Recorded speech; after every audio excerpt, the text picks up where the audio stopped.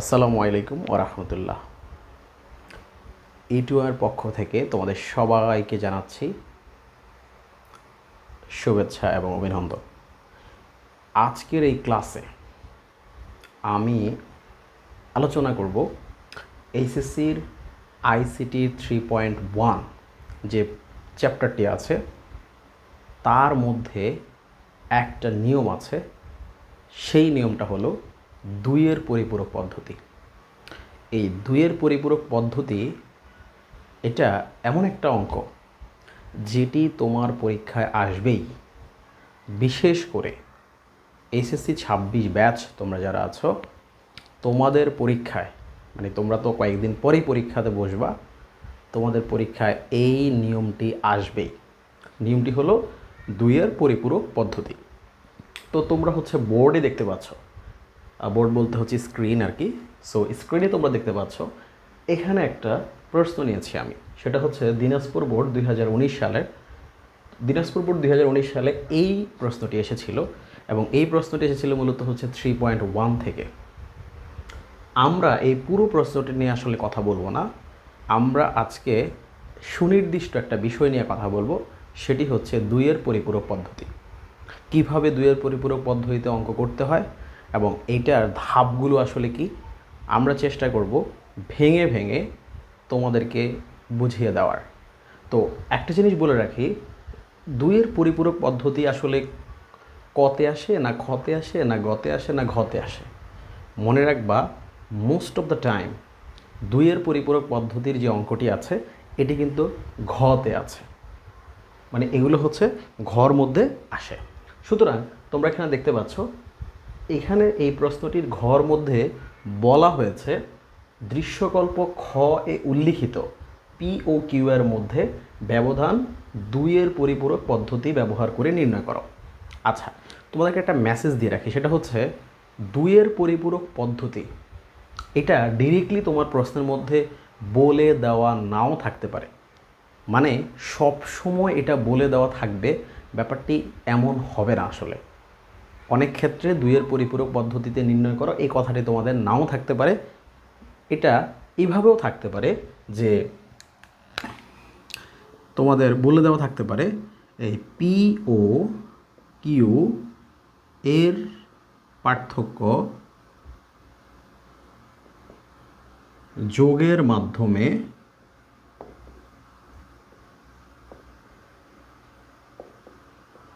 নির্ণয় করো বা নির্ণয় করে দেখাও, এই টাইপের ব্যাপার। অর্থাৎ পি ও কিউ এর যে পার্থক্য আছে সেটি যোগের মাধ্যমে নির্ণয় করে দেখাও বা যোগের মাধ্যমে হচ্ছে নিরূপণ করো। তাহলে আমরা এখান থেকে যে ব্যাপারটি বুঝতে পারলাম যে পি ও কিউ এর পার্থক্য বললে কি আসে? পার্থক্য বললে বেসিক্যালি হচ্ছে বিয়োগের কথা আসে, তাই না? পার্থক্য বলতে আমরা যেটা বেসিক্যালি বুঝি সেটা হচ্ছে বিয়োগ করা বা মাইনাস করা, কিন্তু এখানে বলছে পার্থক্যটা যোগের মাধ্যমে। যখন তোমাকে পার্থক্য যোগের মাধ্যমে প্রকাশ করো বা নিরূপণ করো বা গাণিতিকভাবে দেখাও বা ব্যাখ্যা করো, এগুলো যখন বলবে তখন তুমি বুঝে নেবা যে এই প্রশ্নটি হচ্ছে দুইয়ের পরিপূরক, এই প্রশ্নটি হচ্ছে দুইয়ের পরিপূরক পদ্ধতির প্রশ্ন। তাহলে তুমি দুইয়ের পরিপূরক পদ্ধতির নিয়মটা অ্যাপ্লাই করে এই অঙ্কটা করে আসবা। তো এখন আমরা আলোচনা করি যে দুইয়ের পরিপূরক পদ্ধতিতে আসলে কিভাবে এই ধরনের অঙ্ক করতে হয় বা করা হয়। একদম আমি তোমাদেরকে স্পেসিফিকভাবে তিনটা ধাপে দুইয়ের পরিপূরক পদ্ধতি বুঝাবো। এইটা এমনভাবে এখন বুঝাবো যে আমি বিশ্বাস করি যে একটু যদি মনোযোগ দিয়ে তুমি যদি তিনটা ধাপ বুঝতে পারো, তুমি জীবনেও এই অঙ্কটা ভুল করবে না, কোনো পরীক্ষায় ভুল করবে না। তোমরা যারা এসএসসি 26-এর বাহিরে আছো, অর্থাৎ এসএসসি 27 আছো কিংবা 28 ব্যাচে, আর কয়েকদিন পর তোমরা কলেজে ভর্তি হবা, যারা একটা অ্যাডভান্স পড়াশোনা করছো, তোমাদেরও এটা আর করতে হবে না। সো একটু মনোযোগ দিয়ে ক্লাসটা দেখো। প্রথমে একটা জিনিস চিন্তা করো, এখানে বলা হয়েছে পি ও কিউ এর মধ্যে ব্যবধান। তাহলে পি এবং কিউ আমাদের দুটা মান হচ্ছে এটা। তাহলে আমরা কি লিখতে পারি? আমরা লিখতে পারি হচ্ছে দেওয়া আছে। কি লিখতে পারি আমরা? দেওয়া আছে। তাহলে আমাদের কি দেওয়া আছে? এখানে খেয়াল করো, পি এর মান দেওয়া আছে হচ্ছে 57, মানে 57, বেজ হচ্ছে 8, এবং কিউ এর মান দেওয়া আছে 30, এইটার বেজ হচ্ছে 10। তাহলে এই দুইটা জিনিস দেওয়া আছে। এখন একটা জিনিস খেয়াল করো, আমরা বলেছি যে 2-এর পরিপূরক পদ্ধতির অঙ্ক করতে হলে আমাদেরকে মোট তিনটা ধাপ আসলে আমাদেরকে পাড়ি দিতে হবে, বা 3টা ধাপে আসলে আমাদেরকে অঙ্কটা কমপ্লিট করতে হবে। প্রথম ধাপ, 1 নম্বর ধাপ যেটা, সেটা হচ্ছে এই যে তোমার দুইটা সংখ্যা দেওয়া আছে, এই দুইটা সংখ্যাকে তুমি প্রথমে দশমিক সংখ্যায় রূপান্তর করবা, মানে ডেসিমেল সংখ্যায় তুমি রূপান্তর করবা। এখন ডেসিমেল সংখ্যায় রূপান্তর যদি তোমার করে দেওয়া থাকে, মানে এখানে যে দুইটা সংখ্যা তুমি দেখো, এই যে নিচের সংখ্যাটা, এই সংখ্যাটা অর্থাৎ কিউ এর যে মানটা, এটা কিন্তু অলরেডি দশমিকে করে দেওয়া আছে। তাহলে তুমি কি এটিকেও দশমিকে প্রকাশ করবা? আমরা তো বলেছি 1 নম্বর ধাপ হলো সংখ্যা দুটিকে দশমিকে রূপান্তর করা। তাহলে এখানে তো এটা দশমিকে করে দেওয়া আছে, তাহলে এটিকে কিন্তু আমরা দশমিকে আর রূপান্তর করব না, আমাদের করতে হবে না। মানে যেটা দশমিকে আছে সেটাকে তো দশমিকে রূপান্তর করার কোনো কিছু নাই বা সুযোগ নাই। ওকে, তাহলে আমরা পি এর মানটাকে দশমিকে রূপান্তর করব। তাহলে এখন খেয়াল করো, আমি যদি লিখি যে 57, এখানে লিখলাম এখন 57 বেজ 8 হোয়াট ডেসিমাল, তাই না? সো আমরা এটাকে ডেসিমালে প্রকাশ করি। 5 × 7, সরি 5 × 7 না, 5 × 8, অর্থাৎ যেটা বেজ আছে সে বেজ দিয়ে গুণ দিতে হবে। এরপর হচ্ছে 7 × 8, তাহলে এখানে হচ্ছে 0, এখানে হচ্ছে 1, এগুলো তো তোমরা পারো সবাই। সো 5 × 8 প্লাস 7 × 1, তাহলে আমরা কি লিখতে পারি 40 + 7 = 47। সো এইটার অর্থাৎ 57-এর দশমিক মান হচ্ছে 47, বা ডেসিমাল মান হচ্ছে 47। তাহলে প্রথম ধাপ আমাদের কমপ্লিট। প্রথম ধাপটা কি? প্রথম ধাপ হচ্ছে যে দুইটা সংখ্যা দেওয়া থাকবে সেই দুটো সংখ্যাকে ডেসিমেল বা দশমিকে রূপান্তর করতে হবে। ঠিক আছে, তাহলে এখানে অলরেডি সেকেন্ড সংখ্যাটা ওরা ডেসিমেলে রূপান্তর করেই দিছে, তাহলে এটাকে আমাদের আর ডেসিমেলে রূপান্তর করতে হবে না। তাহলে আমরা এই কাজটা করলাম, প্রথম ধাপ আমাদের শেষ। এবার আসো, এইটা করার পর তুমি কি করবা? দ্বিতীয় ধাপে প্রবেশ করবা। দ্বিতীয় ধাপটা কি? দ্বিতীয় ধাপ হচ্ছে তুমি এই যে দুইটা সংখ্যা, মানে দুইটা দশমিক সংখ্যা পেলা, যে দুইটা দশমিক সংখ্যা বের করলা, এই দুইটা দশমিক সংখ্যাকে তুমি হচ্ছে এবার বাইনারি সংখ্যায় রূপান্তর করবা। দেখো কত সহজ, দশমিক সংখ্যাগুলোকে বাইনারি সংখ্যায় রূপান্তর করবা। তাহলে একটু দেখো, এখানে প্রথমে কত আছে? প্রথমে আমরা দশমিক যেটা পেয়েছি 47, এইটাকে আমরা এখন বাইনারিতে রূপান্তর করব। ঠিক আছে, তার আমরা জানি বাইনারিতে রূপান্তর করতে হলে বা দশমিক থেকে কোনো সংখ্যায় নিতে হলে তার বীজ দিয়ে ভাগ করতে হয়। তাহলে 21 × 42, 0, 2, 10 × 20, 1, সরি 42 কেন লিখলাম, 47, সরি একটু মিস্টেক। আচ্ছা, 23 × 46, তাহলে এখানে হবে 1, এখানে হচ্ছে 11 × 22, তার মানে 1, 5 × 10, 1, 2 × 4, 1, 2 × 1 = 2, 0, 0, এখানে হচ্ছে 1। তাহলে আমরা পেয়ে গেলাম যে 47, এটার আমাদের হচ্ছে বাইনারি হলো 1, 0, ওটা 4টা 1, তাই না? ওকে, সো একটা জিনিস খেয়াল করো, এখানে কিন্তু আমার একটা কোয়েশ্চেন আছে। এখানে মোট আমার এই বাইনারি যে আমি রূপান্তর করেছি সেখানে বিট হচ্ছে 6টা। কয়টা বিট হচ্ছে? এখানে আছে 6টা বিট। একটা জিনিস মাথায় রাখবা, 2-এর পরিপূরক যখন তুমি করবা বা 2-এর পরিপূরক পদ্ধতির ক্ষেত্রে যখন তুমি ডেসিমেল সংখ্যাগুলোকে বাইনারিতে কনভার্ট করবা, তখন বাইনারি মানটাকে 8 বিট হিসাবে তৈরি করতে হবে, মানে 8 বিটের বাইনারিতে রূপান্তর করতে হবে। তাহলে এখানে যে আমার বাইনারি বিট হচ্ছে 6টা, তাহলে আমার আরও 2টা বাইনারি বিট লাগবে। তাহলে আমি আরও 2টা বাইনারি বিট কোথায় থেকে আনবো? আমি কি করব, এইখানে এই সংখ্যাগুলোর বাম পাশে দুটো শূন্য দিয়ে আমি 8 বিট পূরণ করব। তাহলে আমি এখান থেকে 00, 10, 1111 এইটা আমি লিখলাম, তাই না? ওকে, আবার সেম কাজটা আবার তুমি এখানে করবা। এবার আসো পরেরটা হচ্ছে কি, কিউ এর মানটা হচ্ছে 30, এটা বেস 10-এ আছে, এটাকেও আমরা বাইনারিতে নিব। তাহলে আমরা এখানে লিখব হচ্ছে 30 বেস 10 = হোয়াট বাইনারি। তাহলে 30কে আমরা বাইনারিতে প্রকাশ করি। দেখো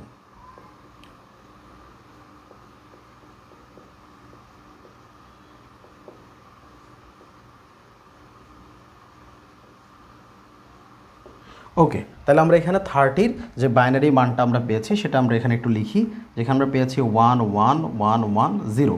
ওকে, সো এইটাকে আমরা কয় বিটে রূপান্তর করব?